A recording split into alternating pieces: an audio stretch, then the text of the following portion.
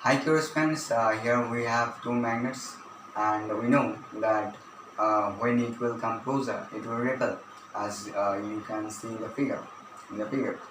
But in the figure 2 it will attract each other. But the question is, why does it happen? Why does it happen? Why two magnets attracts or repel each other? That's the question. So it's because when two like poles point together, the arrows from the two magnets point in a opposite direction, and then the field line cannot join up. So it repel. For example, I can say that the magnetic field line will go like this in this pattern. Okay. But in the case of attraction, when a south pole and a north pole point together, the arrow points the same direction.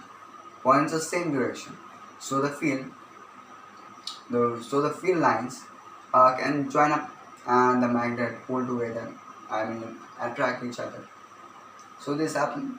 So this is how it will happen. So at last, I'll say, uh, be curious and be busy. Another thing. If you have any question, you can comment in the comment section, and I will try to answer it.